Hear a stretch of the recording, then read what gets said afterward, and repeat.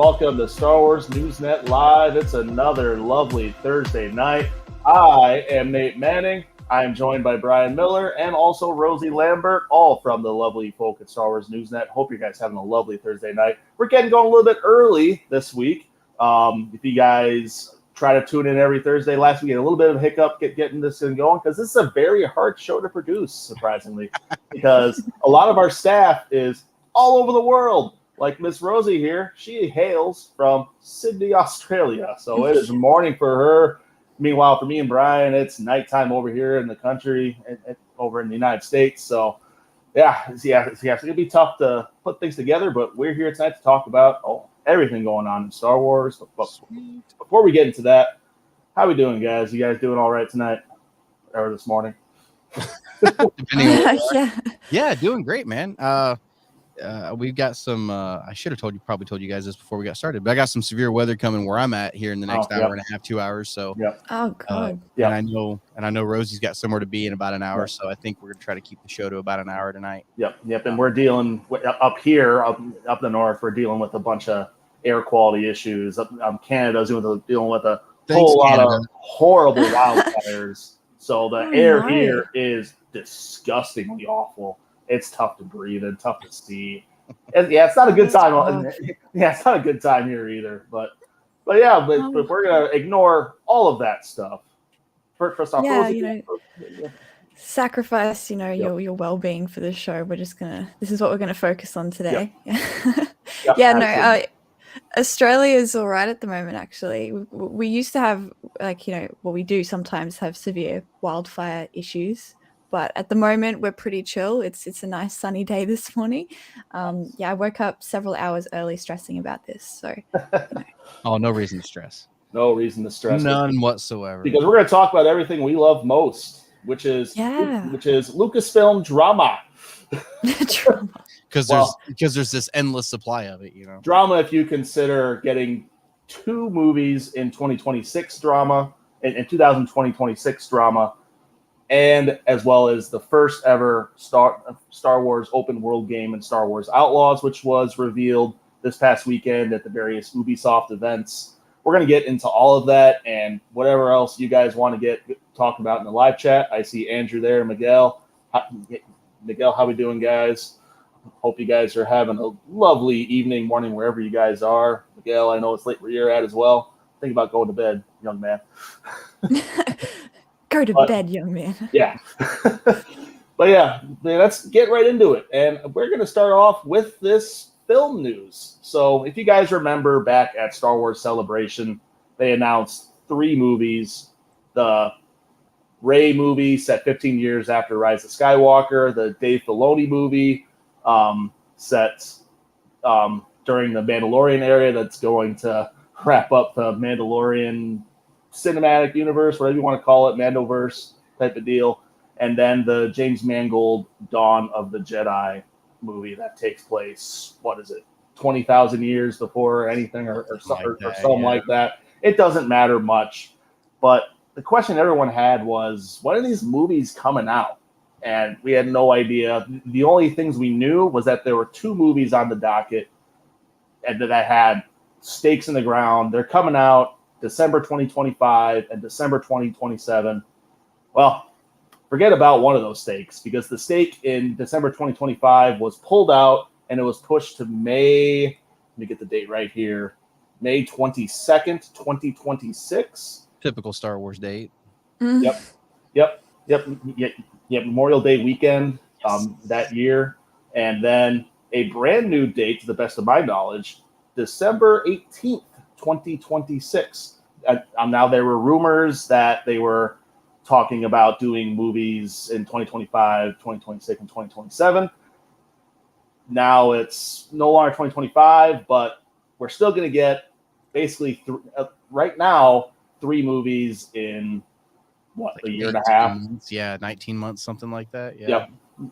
So before we get into the weeds of what this means and why this is a thing and some of my personal gripes with the internet in regards to this, what do you guys think about this? We'll start with Rosie here. Do you guys? As I said, I'm craving some cinematic Star Wars releases, and Look, I'm a bit disappointed at the lateness of the release dates. Look, I'm excited for all three of the films. Like, I know Brian's got some opinions on that, which we'll get to. But I'm excited for all of them, and the fact that they're going to take so long to come out is just it's killing me slowly every day. Mm-hmm. Brian? Yeah, no, it's no secret how I feel about one of these movies. I've been. It's not like I haven't said anything about it. I'm not vocal at all on it. As far as I'm concerned, and this is just me, like there's Star Wars movies for everybody, and there's Star Wars movies who aren't for, everybody. And for me personally, this first one, this Sharmina Bay Chinoy movie is just not for me.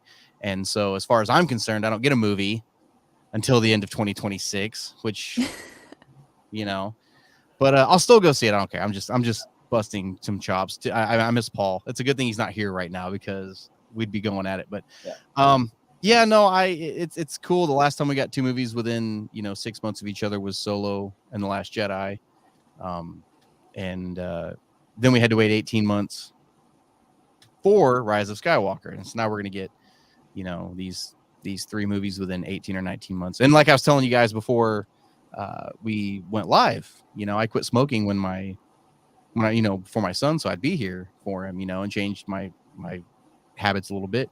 I didn't change my eating habits. I've changed my eating habits so that I can be here for Star Wars movies. And it's always fear, yeah, gonna die before the last Star Wars movie. Bring it on. That Dave Filoni movie, dude. My wife and I were laying in bed last night, and I was like, you know what I really want to watch right now? And she said, what? And I'm like, the Dave Filoni Star Wars movie. She was like, I get it. Like, I totally understand. Yeah. Honestly, I think it's probably one of the most hyped ones that we're looking for. I mean, yeah, Brian has opinions. But yeah, like it is pretty hyped. I mean, like if you think about that whole New Republic era is getting a lot of content. So, I mean, yeah, I'm fascinated to see how it sort of pulls everything together. But I don't know. What do you guys reckon? Remember, these are like the three movies we know about. We know the Taika Waititi movie is still going to happen too. So that's four that are kind of in the works, right? Yeah. There's also a Sean Levy movie that's supposedly, right. He said he's going to be working on it after Deadpool 3 comes out. So supposedly 5 movies are in the works. Yeah, supposedly. Right. And so, and Ryan Johnson's that trilogy. That trilogy. No, I remember reading somewhere that the Filoni movie was going to come out a year after, and this is before all the WGA strike stuff. It was going to come out a year later, and then we were going to get the James Mangold movie. And I know James Mangold's going to do this biopic and then get right into Star Wars. That's something that was kind of up in the air, I think, on one of our other streams, because we didn't know if he was going to go work on Swamp Thing first and then Star Wars, or the vice versa. And now we know he's going to do Star Wars first. So I think there's some cool stuff coming down the line. But remember the Taika Waititi thing, though. That's where I was going earlier. They gave us that whole time period on that line of time, eras that they gave us. They never talked about it. They were just like put it there and just like, oh, hopefully nobody notices this. And it said the Old Republic. Yeah. And they didn't say anything about it. And I'm willing to bet the Taika Waititi movie is going to end up filling that gap. Yeah, that'd be great, honestly. I think I keep reading stuff about, he's got a really good idea for it, he's got a really, really good idea for it. It's like, okay, let's go. What is it? Yeah, let's do it. You're gonna let us know where this sort of fits in with everything, or no? Yeah, that's the thing with. Well, there's a lot of, and my take on all this is that a lot of it, in my opinion, is being taken just a bit out of context. A lot of people will take the Rey movie got pushed back 6 months. Well, for starters, we didn't know that was for sure going to be the 2025 movie. We don't know what any of these dates are in terms of what movie we're going to see. Mm-hmm. That's a Lucasfilm problem that I wish they would correct. But all this date changing that constantly is happening, and there's a lot of factors beyond just Lucasfilm. I mean, Disney and Disney there are two major cash cows Disney has right now that are not Star Wars. Avatar 3 was pushed back to that December date. Right now, what's going to make more money, Avatar 3 or any Star Wars movie? Mhm. Right now, my money's on Avatar. Right. It just is. As much as I hate to say that, Avatar is going to be that. But yeah, so it's like they almost had to, because that movie's already in the can as well. I mean, they're still working on all the VFX because Avatar's going to take next however long to put together. I don't know if I agree with that, Nate. I don't know if I do or not. And I'm not trying to say you're wrong. You might be dead right. I don't know if Star Wars is like tentpole name. Like that's a Avatar. Year.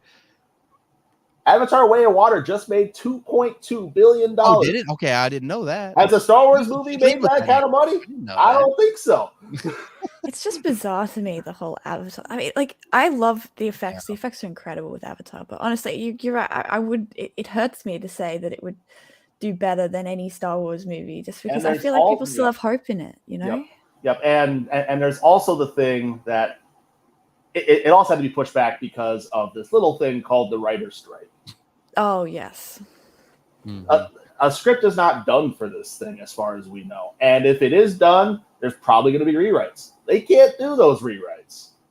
They can't touch this movie until the writers and the studios come together and figure things out. So, from what I've heard, I think they've got it figured out. I haven't done a whole lot of research on what. Maybe I imagine that. But I thought maybe I'd read something that said they had it figured out. Yeah, I haven't heard anything. I don't think but I also haven't looked because I'm just trying to stay away from a lot of that because I can't. It'll happen when it happens. Yeah, it's like things will happen, and to the larger point, besides Avatar, everything in Disney is getting pushed around right now. Oh yeah, the MCU had a big shake up. Yeah, and that's the other big cash cow for Disney. I mean, I don't care what you say, the MCU will still bring you billions upon billions of dollars. I mean, say what you will about the last string of movies, the Phase 4, your Multiverse of Madness, your Love and Thunders of the world.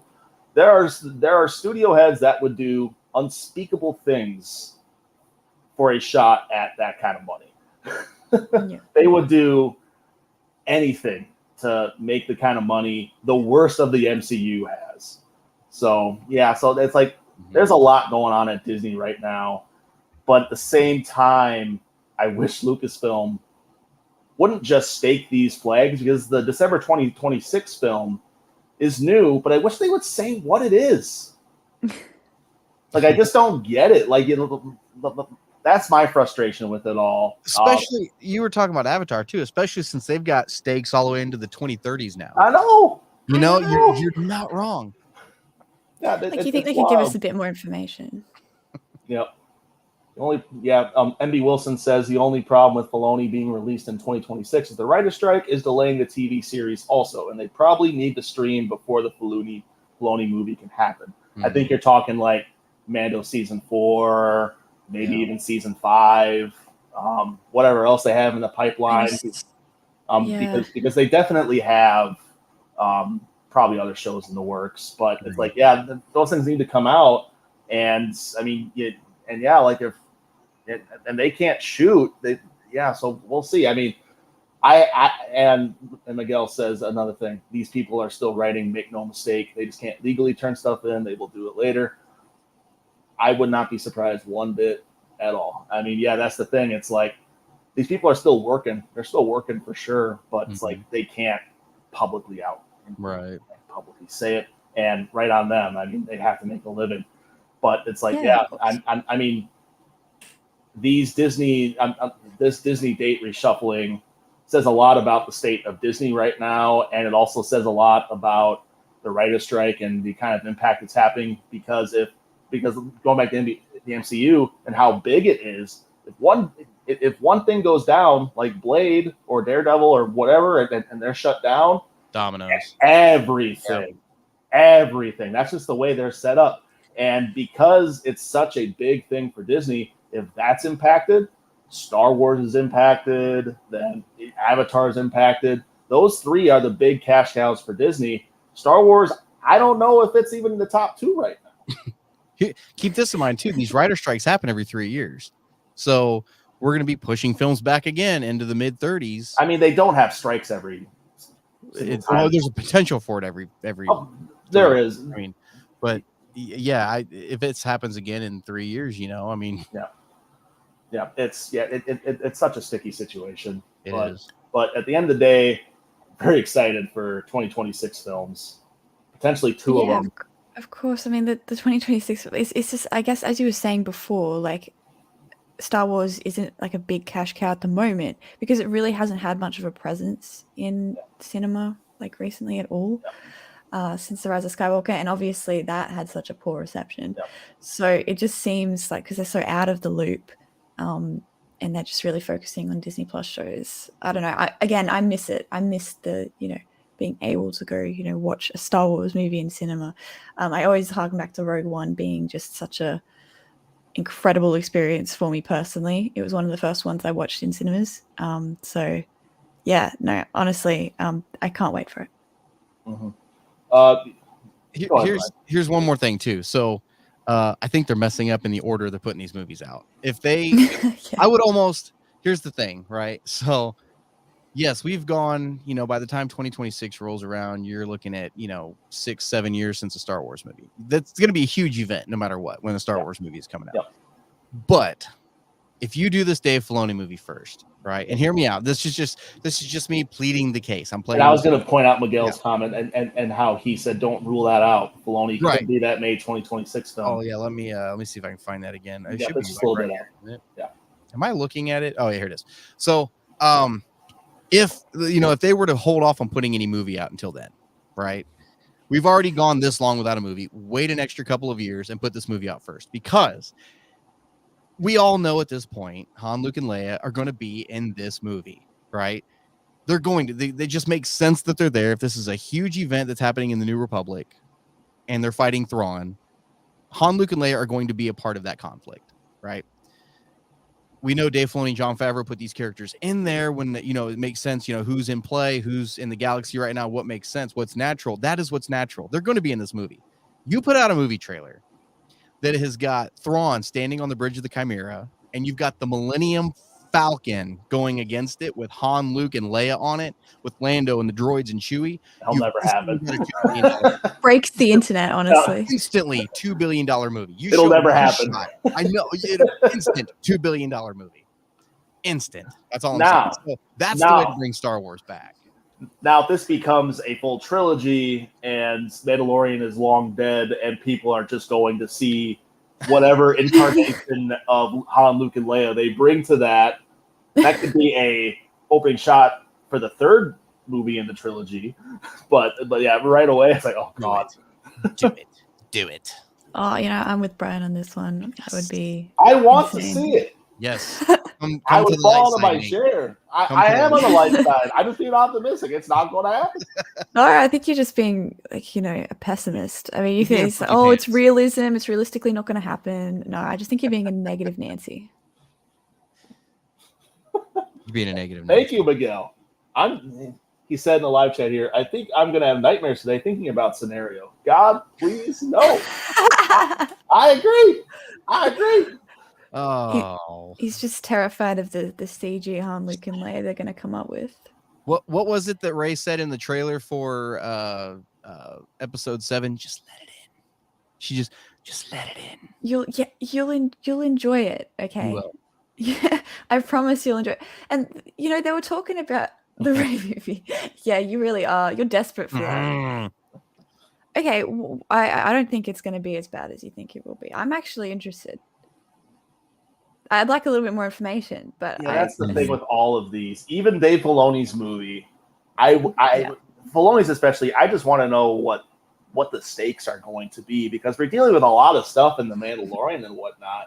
And he said in and I believe it was him that said in a recent article that there's going to be a galaxy-defining event for that movie to set it up, and that's I'm telling you. Well, what's Thrawn going to do? He's bringing people, man. I'm telling you right now. Thrawn just existing is a major galaxy event. She's not wrong. I'm telling you right now, like, the Battle of Jakku will no longer be known as the battle that ended the Empire.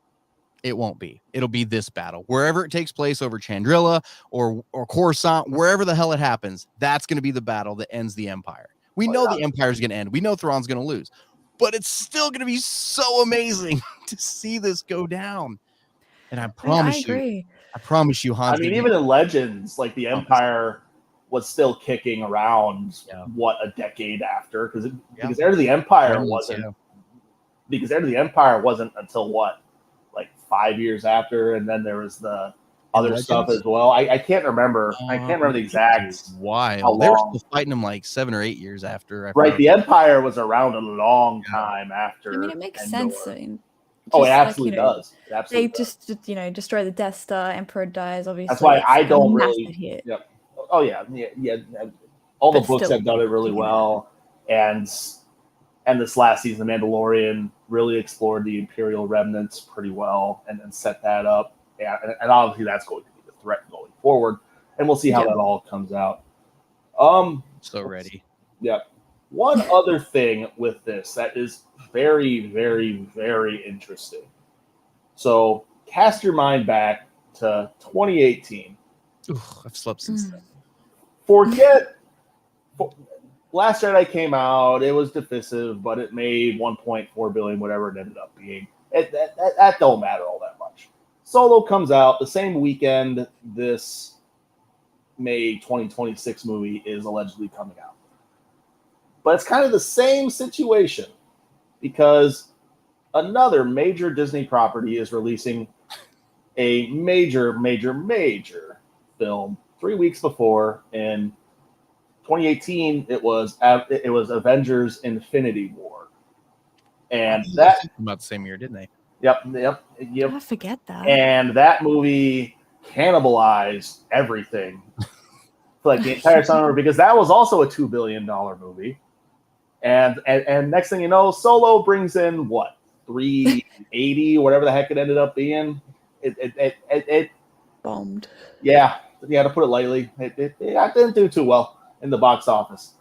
I don't think this film will suffer the same fate, but in 2026, that May movie also comes out after another Avengers movie, Avengers: Kang Dynasty, the return of the Avengers and the return of Star Wars in the same month. That could either be really good for both films or really terrible. Where do you guys fall on the? Keep this in mind too. With Solo, it came out 6 months after another Star Wars movie. So we had just gotten a Star Wars movie, then we got another one. Now we're going to have a scenario where that movie is coming out 6 years after the last Star Wars movie. That's why I say immediately it's going to do better than Solo. Right. But is it a good idea to test this theory again that it can come out after an Avengers movie in the state Marvel is in, because this Avengers movie can't afford to be cannibalized by a big Star Wars movie either. Disney's taking a giant risk with this. So but are we like 100% blaming the placement of Solo for how badly it did? Because no, there's a variety of factors that contributed to Solo. How much time you got?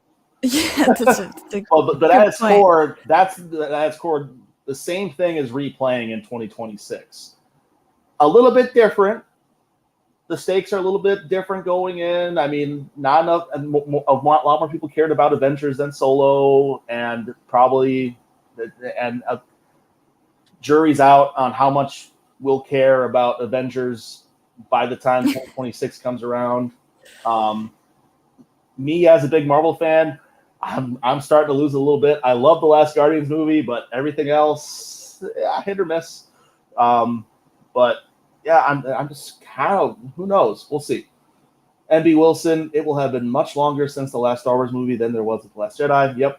It goes back again to what I was saying, that this movie, no matter what it is, it could be the Rey movie, it could be a big pile of turd.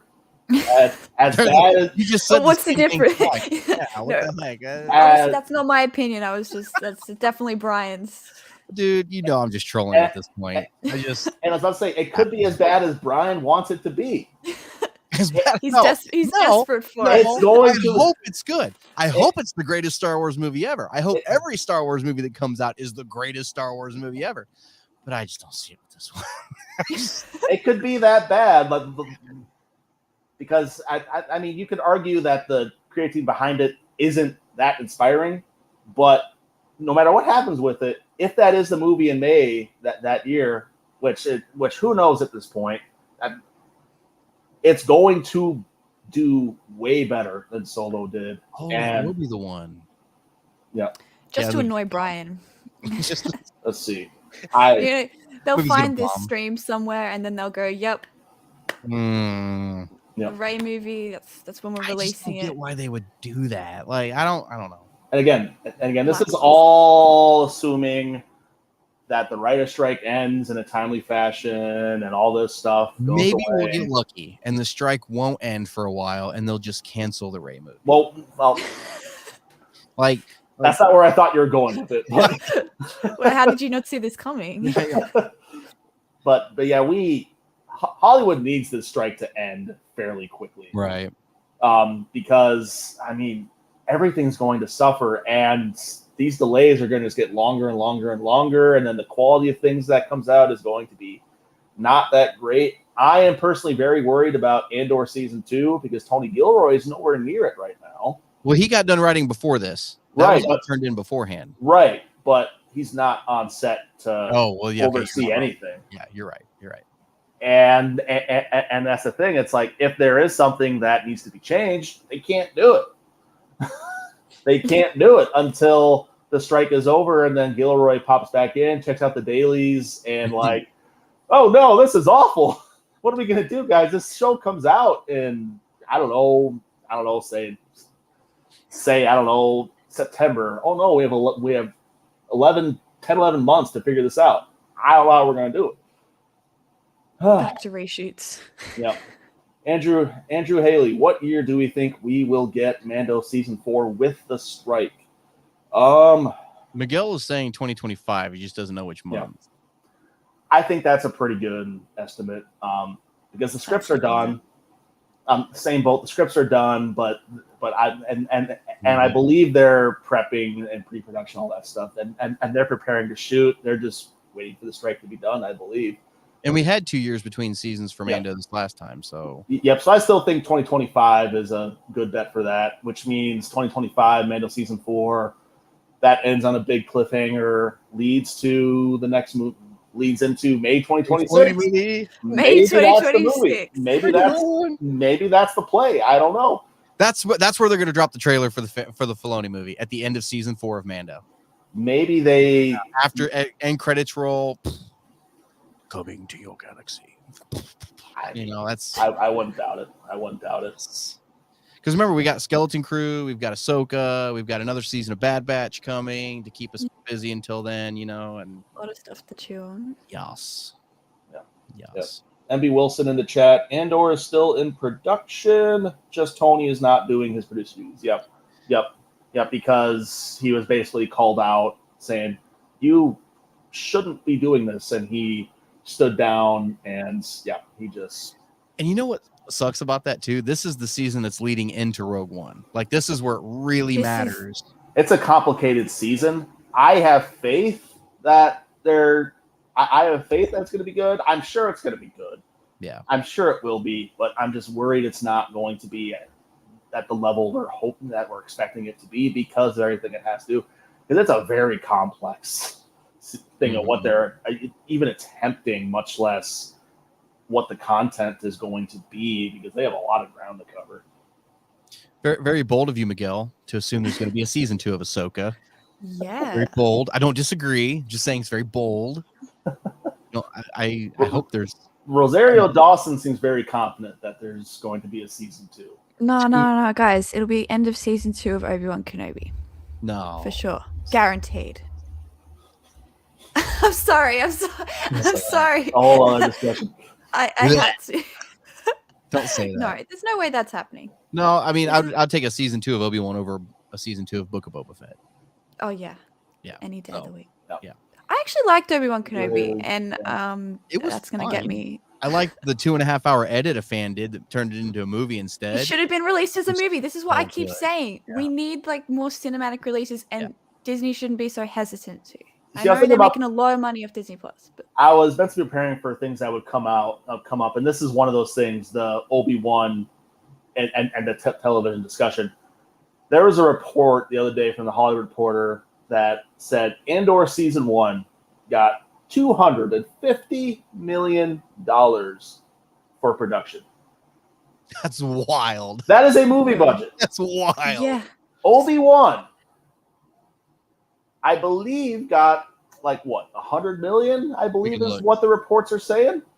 Now, let me look. just why didn't they not make it a movie? It would have had such a better. I guarantee you, better reception. That's thing. It was a movie. 90 million.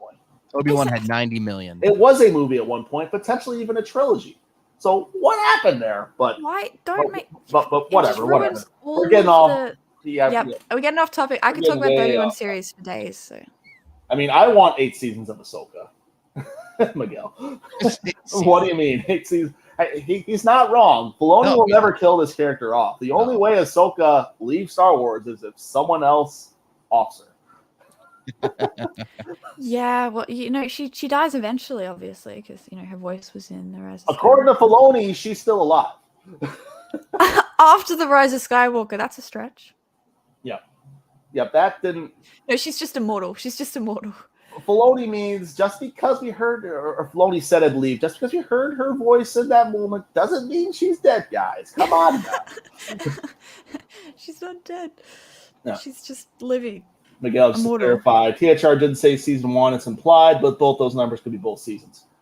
Yeah, that's true. I didn't read the article to this day, so you just have to be.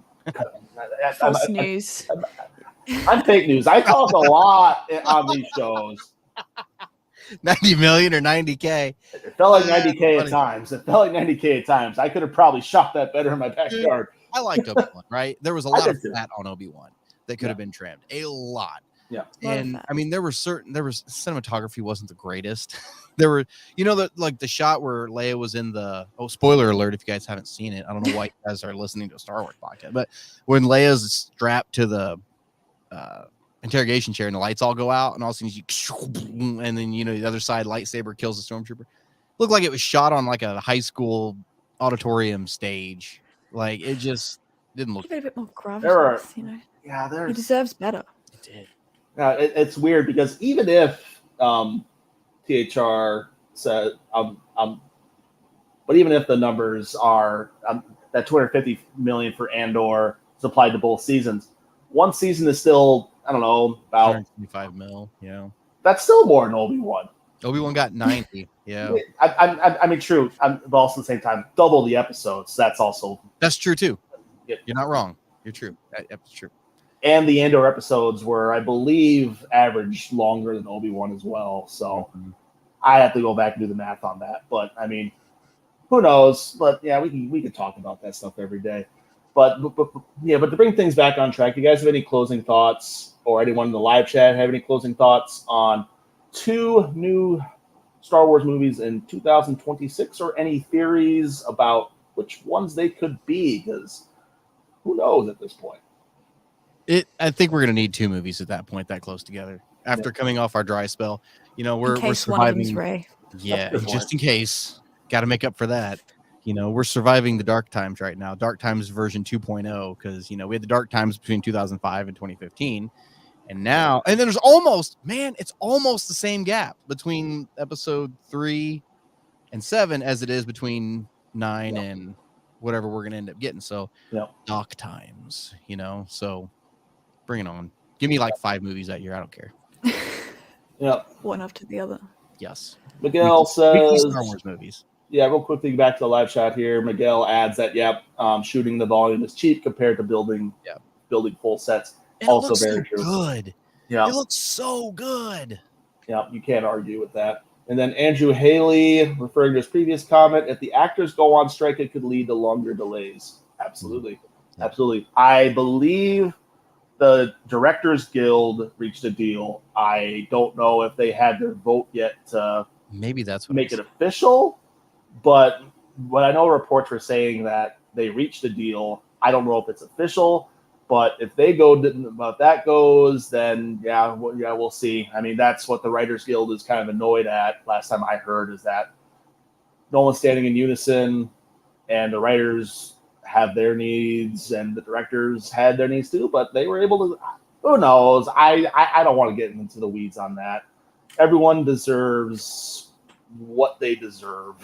Is my stance on that. And the Ray movie is never to be released. And it's not very, yeah. My stance isn't very detailed because it's like it just doesn't impact me. We'll get these things when we get them. I wish people would just get along. I wish, yeah. Preach love, not war. Yeah, exactly. It's called Star Wars, guys, not Star Love. It's Star Wars. All right. Gotta have the behind the scenes conflict. All right. So let's move on to something a little bit lighter. Ooh. And I was telling Brian before we got going that this was a light week in Star Wars news, but the news that we got just dropped bombs. And one of the bombs was the film news. The other bomb was the reveal of Star Wars Outlaws, the first, well, depending on. I was going to call you out on that earlier. I mean, Lego Skywalker Saga was pretty open world. So they're branding it.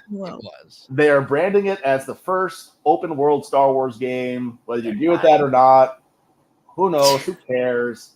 We got the first official look at it, and what shocked me is that not only did we get our first trailer at, I want to get the event of it right. I believe it was the Xbox showcase, and it scared me for a minute, real quick. Yeah. That scared the crap out of me because I saw the trailer, and that's where it was. And I was like, "This isn't an Xbox exclusive. Don't tell me." Don't do this to me. I almost had a heart attack. I had to go look at the site and be like, "I just dropped $500 on my PS5. I'm not doing it for an Xbox." But it's like, you can't do this to me.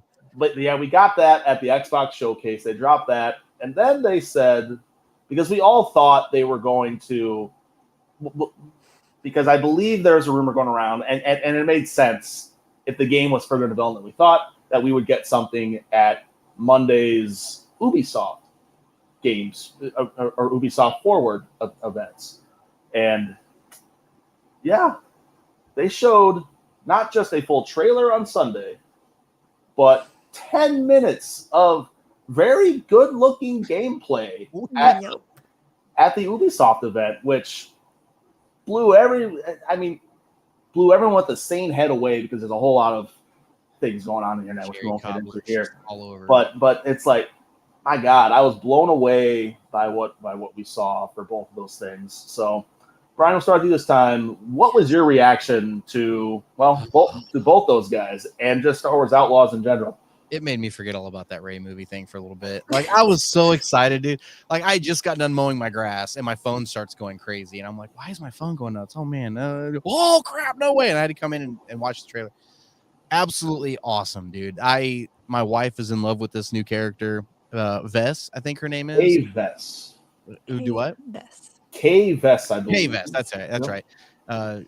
My wife's trying to cut her hair to match her. She's got that 80s look on her hair. It looks so awesome.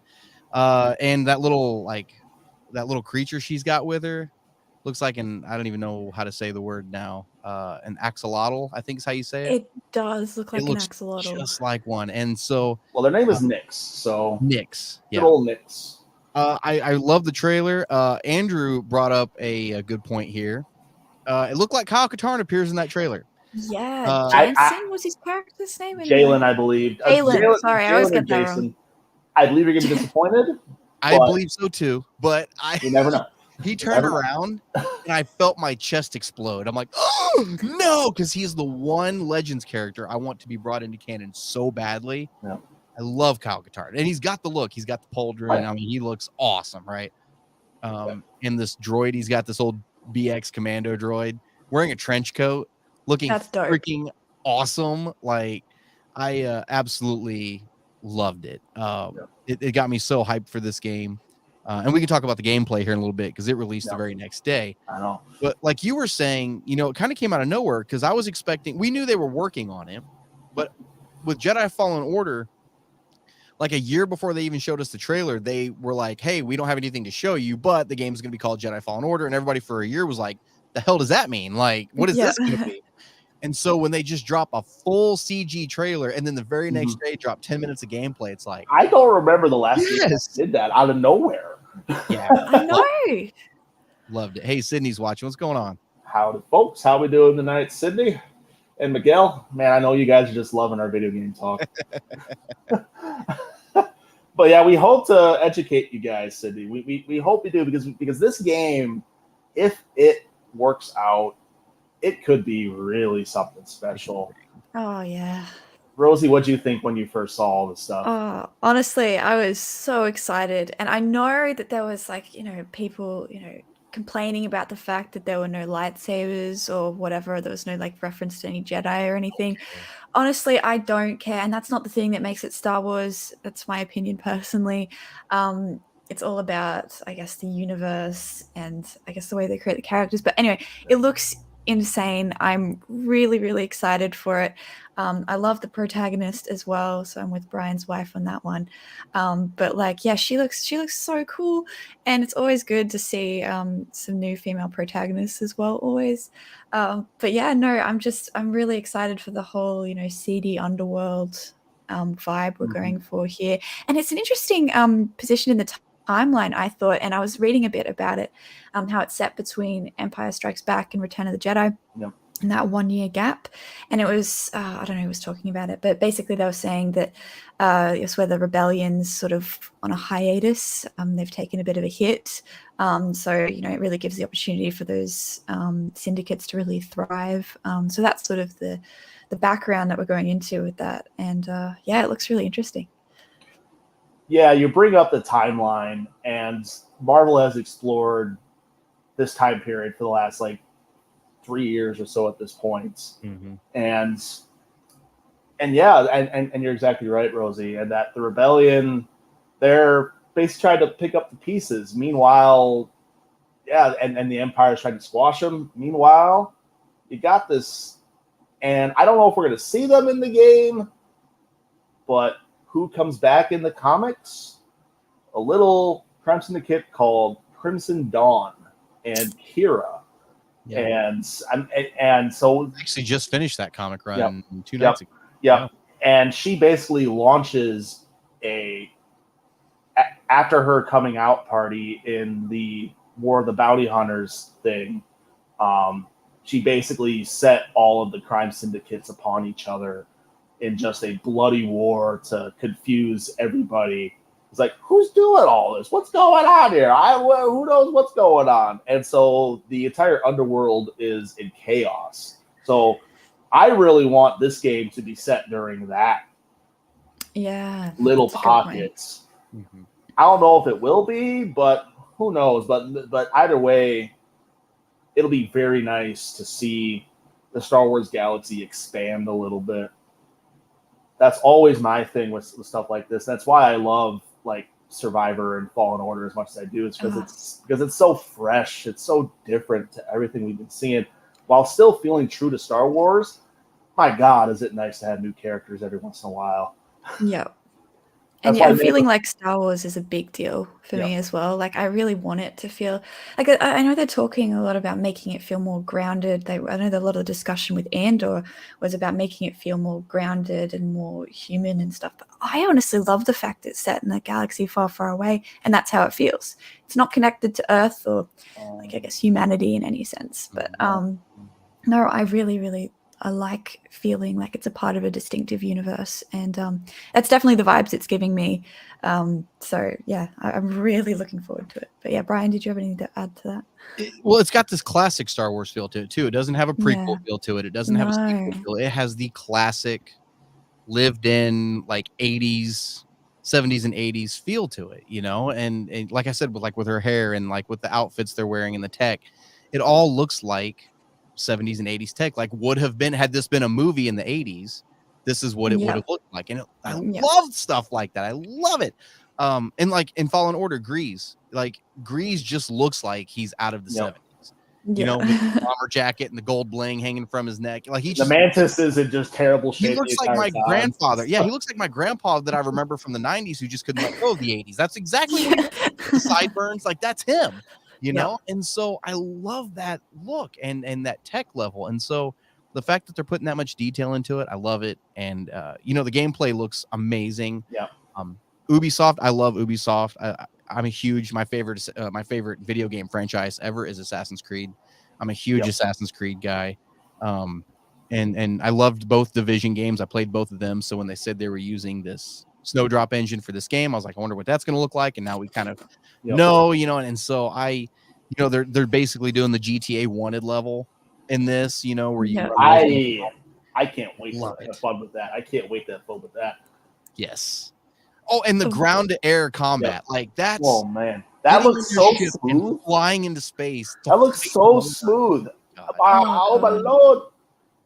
I mean, one of the things with this current generation of consoles is trying to get a game that feels next gen. That concept of going from ground seamlessly into planet. That's your loading screen. Going through the clouds. That's your loading screen. That is, and how smooth and effortless it was. Oh, it was so crisp. And to have and to know that this game is that far along. Granted, a lot of times these presentation studios will cherry pick a section and hyper focus on that. And just worry about that while forgetting about the other parts of the game. So that section could be perfect while the rest of the game could be shambles. I don't care. I'll play that section over and over. Just keep doing it. Yeah. But yeah, it's like what they showed really made me excited. And some of the comments afterwards from the developers and whatnot, and the reputation system with the syndicates and some of the choices you get to make. I mean, I don't think this will be like one of those games with multiple endings, just because that's tied back in Star Wars canon. But for everybody, the road to getting to the ending is going to be so interesting to watch and to have multiple playthroughs through. Because I already know I'm going to play it multiple times. One where I want to join this syndicate. One where I want to join this syndicate. One where maybe I want to be an Imperial if I can. I don't know. I thought it was interesting during that gameplay because when she's running away from the Pikes, it popped up in the corner, Pike Syndicate reputation, and it had a down arrow. Yep. And so I was like, well, that's interesting. And you know, and just and then using axolotl, I don't even know what it is. The axolotl, I was just going to call it Nyx. So using Nyx to like hit buttons and you know, because when she's hiding behind that crate, right, it gave you several options. You could attack this guy, attack that guy, distract all of them with Nyx, or push the button with Nyx. Like there's so many different ways. Do you want to know how I'll play the game in that scenario? I'm just going to shoot everybody. Might as well. Go different playthroughs. Have your different attempts at it. You know? I can't do stealth. I can't do stealth. I can't do it. I just can't figure out stealth mechanics. Some of my brain is wired differently that I just want to either throw my lightsaber at somebody in Survivor, or I just want to shoot them in a shooting game. So it's like, I just don't want to deal with the stealth. And I love a game that has that ability to let me do that. So to have the option, I guess, of how you want to play the game. It just, honestly, having that open world aspect as well. Like I really wanted to get into talking about that because that's what I'm really, really excited for. The idea that you can just, you know, follow different paths and you can, you know, try different roads and adventure through different sort of subplots, I guess. It sounds super exciting, and that's what you want to do. You want to feel totally immersed in the Star Wars universe, because that's, I guess, what we're all trying to do, I guess, just in different ways in our own lives. I mean, but games like this where you can be fully immersed like that, it just seems really, really special. And, you know, surprisingly, it is something I did enjoy about the Lego Skywalker Saga. The fact that you can go to all of these different planets and the somewhat open world element of them. There's like, what, 20 planets in that? There was 24, but they varied in size, I believe, is the number. Right. Very much Lego game can have 24 planets. Imagine what they could do. Oh, yeah. You know, like... I feel like, well, for starters, I feel like these planets are going to be much bigger than the Lego planets ever will. And? They're probably not going to be made of Lego. Planets. I'm not complaining. I mean, like Tatooine and Lego and the Lego game was freaking massive. It was, yeah. Well, they And said if this they is can- supposed to be Star Wars answer to No Man's Sky. Yep. Which was stupid big. Yep. Of course, that I want it to be big. Make it insanely big. Honestly, Yeah. It as took big as them a you can while to possibly get to that point with that game, so I'm hoping we're not running that same situation. I want to get lost. Same. I want to get lost. Too. I want my like I don't know whatever. I want my PS5 to break like playing. Yeah. No, Oh, I yeah. don't. But like, Jet engine floating off the yeah. I want my PS5 controller from fully charged to depleted in like 2 minutes. I want it to burn my house down. Jesus. Okay. No, okay. No, I probably don't want to go that far. Try to keep it family friendly here. Well, no, like one of the developers was As talking I about swear how all the time. there's so much stuff on every planet. Like you'll see a ship landing, you can go follow that ship, and maybe there's something to do there, you know. Or they put all this stuff in there to distract you, to get lost, and that's what I want. I want to get lost on 50 different planets. I just yeah. See, I'm scared it won't be that big. I'm scared it won't be big enough. Yeah. But I'm also scared it will be too big, because that's the problem with a lot of these open world games is that they get too big. But maybe there's not an actual ending to it. Then is the game too big? Like, There's gotta be an ending. It does there though? I think there has It's to just be. you just screwing around with the syndicates. Yeah. Yeah. I mean, maybe it's a case where you find your own ending. I don't know. Maybe, I don't know. But it's like, I don't know. I'm very curious to learn more about the storyline of this. I'm excited. But at the same time, when it comes to these types of games, open world games, a lot of times the story doesn't even matter. It's all about getting lost and what adventures you can find because a lot of times these games, it's all about you as the player and crafting your own story. One of my favorite things last year, Elden Ring. I played that game to Kingdom Come, just crafting my own character in my head and his journey as they're going on to become Elden Lord and all these people I'm hearing, do this, do that, and the real world in the game. And I'm just like, I know who I am in this game, and I'm going to see it through. And I hope it's kind of that same experience in this game. And those are my favorite type of open world games. I am not an open world game fanatic in general, because I'm a guy, I like my story-based games. So I do want some kind of straight line to follow, because I think for me, that's where I most engage with games. But yeah, like if it's full board, like Tears of the Kingdom that just came out, one of those things, that's cool too. I mean, Star Wars, we need every type of Star Wars game. So if we get one of those types of games where you just wander off for 800 hours building whatever the heck, crashing every syndicate party in the 500th level of Coruscant, go for it. I don't care what you do. And that'll be just as valid as me who wants to just go play Survivor again. I don't know. But either way, because I want that story element to it. So I hope that's not lost in all this. But if it is, if the exploration part of it is there, awesome. I want a Star Wars horror game that is like, and they kind of touched on this with Battlefront a little bit. It's like a Five Nights at Freddy's, but with Ewoks on it. Oh, that Ewok mini game? Yes. I want that. Ewok Hunt was so bad. Oh. That was terrifying. That was good. I loved it. If you have need to go so hard with anybody watching who has not experienced Ewok hunts, did you see the comic issue they released for the Ewoks? Oh, I should have it around here somewhere. I've got it like right here somewhere. That issue was amazing. Terrifying. It's amazing. The Ewoks have got like flames in their eyes. It looked absolutely amazing and terrifying. I don't get how people find them adorable and not like they're murderous monsters. I've always found them terrifying. It's the eyes, man. Like they are murderous monsters, and if you don't think that they're capable of, they were gonna roast all of our heroes alive without a second thought. Getting that, like they were literally going to eat them. They are more than capable of taking down the Empire single-handedly. And so where did they why did they just magically have a dress that fit Leia?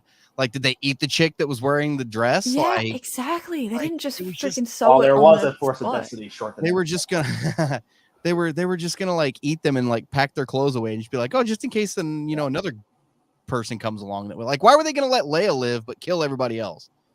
Also, I love how like their god, their deity tells them, yeah, don't do that. They don't listen until Luke does the whole chair spinny thing. They weren't even gonna listen the first time. They were like, yeah, no, we're gonna do this anyway. All right. They're savages, dude. Honestly. Using the heads of their enemies as drums to Yeah. celebrate winning. Yeah. That was so amazing. Yeah. Savage. All right. Miguel brings up a very interesting talking point. We had Skywalker Saga in 2022, Survivor 2023, Outlaws supposedly next year, hopefully next year, 2024. Do you think we could get one game a year from now on? Please. There's going to be another Please, Jedi dude. game. Yeah, there's going to be another Jedi game. That's going to be a trilogy. Well, that's not going to come out until at least 2027, 2028. Yeah, because when did Fallen Order come out? That was 19, right? Yeah. Yeah. Yeah. So, And God, was it that? Man, it had Yeah. That was a long time. Wow. And they're only getting bigger. And Survivor was massive, so we're looking at probably at least 2028 with that one, assuming they don't rush it out. Ogdo Bogdos, I swear. And they come back in Survivor. That's the one training thing where like you walk in, he's like, as you're doing it, he's like, I sense an ugly presence.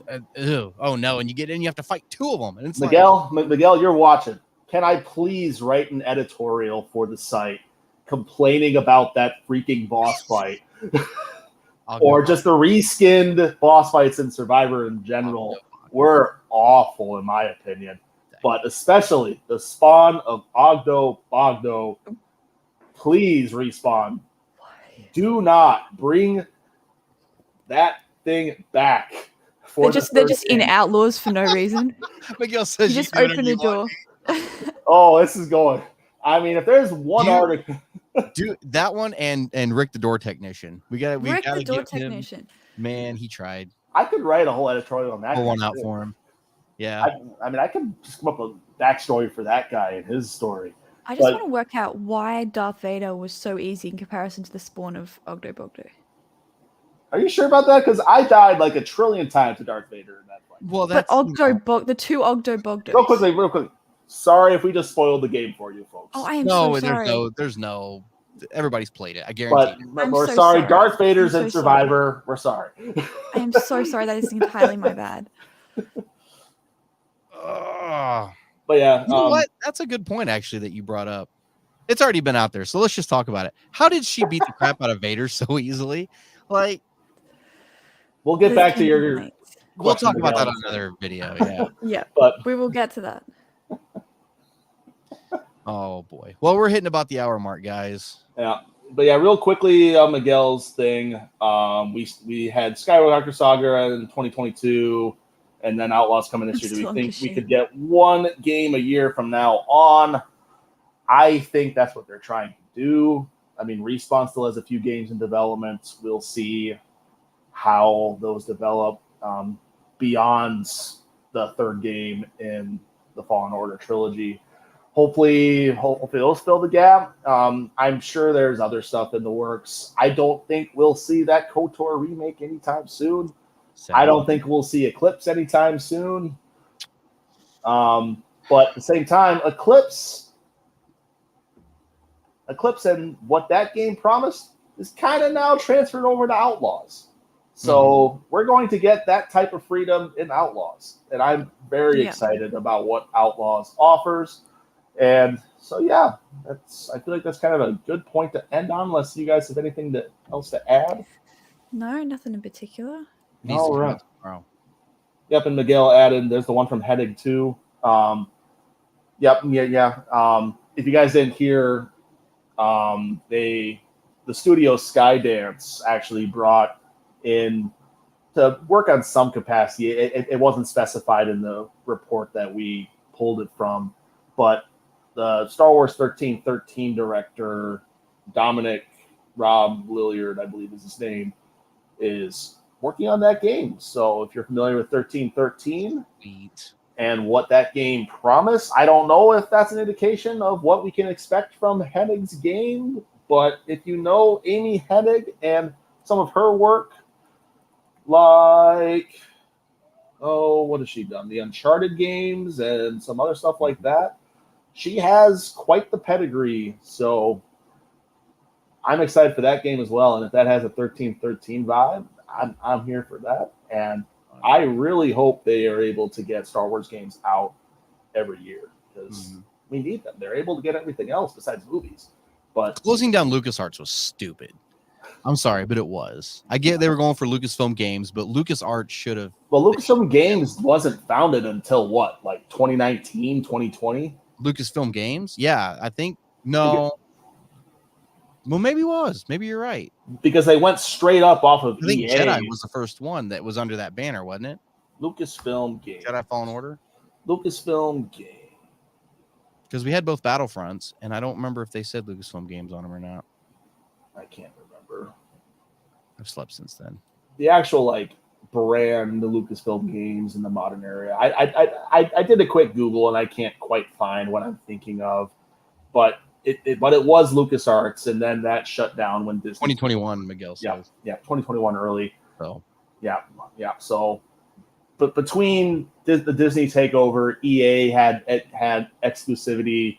Then they lost that, and that's kind of when Lucasfilm Games kind of started taking. Yeah. Cool. And so we're able to get things like Outlaws, and EA is able to be like, all right, we got to step it up a little bit with our games, which is how we got things like Survivor.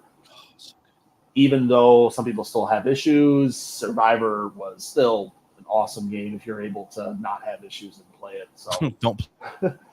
Yeah. Mr. Brian, did we lose you? Oh no. Okay. I'm flashing. You know why my internet's flashing in and out? Yeah. The weather. Oh yeah. So the weather warning. we probably need to wrap up pretty quick. Yeah. All right. Yep. We should probably let our Australian friend off the hook as well, so she can get about her day, and the rest of you about your night, morning, whatever time zone you're in. We're trying to please everybody to talk about Star Wars and come together as a community and just talk about what we love. So as we wrap up here, Brian, where can the good people find you? Let me find my picture here. I'll put it up so you guys can find it easy. You guys can find me at the Star Wars Canon Podcast. We haven't done an episode in the last couple of weeks. I've got a lot going on personally with foster kids and stuff like that. So haven't had a chance to get on, but we're going to be getting back on here before long. I need to get my co-host Usif Wali from across the pond. He lives in Cairo. He joins me every week, and we talk about Star Wars news and Star Wars canon, answer some mailbag questions, and we have a good old time doing it. So definitely check that out. You guys can find me on my completely defunct Twitter account that I never use at Brian Miller 1138. If you guys really just feel like following an account that never tweets anything, I'll never blow you guys up. I promise. Unless if I do, it's big. So that's where you guys can find me at. Rosie, if the people want to find you anywhere on the interwebs, where could they do that? Yeah. If you guys want me to spoil any more Star Wars games that you may not have played yet, you can find me on Instagram pretty much. I don't post a lot, but on Instagram if you want to check me out. But yeah. All right. Yep. You can find me on Twitter at Nate_Manningham. Talking about a lot of crap, movies, sports, all the kinds of things. Mostly just, I don't share a whole lot there either, but, every once in a while, you might be interested in what I have to say. So go ahead and follow me over there. And as always, anyone watching, just feel free to catch up on all the Star Wars news at Star Wars News Net. And then Brian, over the weekend, at the end of the week, will put together a weekly roundup, kind of trying to summarize as best as he can all the week's news and goings on in the world of Star Wars. Yeah, thanks for joining us, guys. I hope you guys had a lovely time hanging out with us, and we hope you will join us again next week and in the weeks to come. So, and with that, I'm going to be signing off. Take care, guys. May the Force be with you. Always.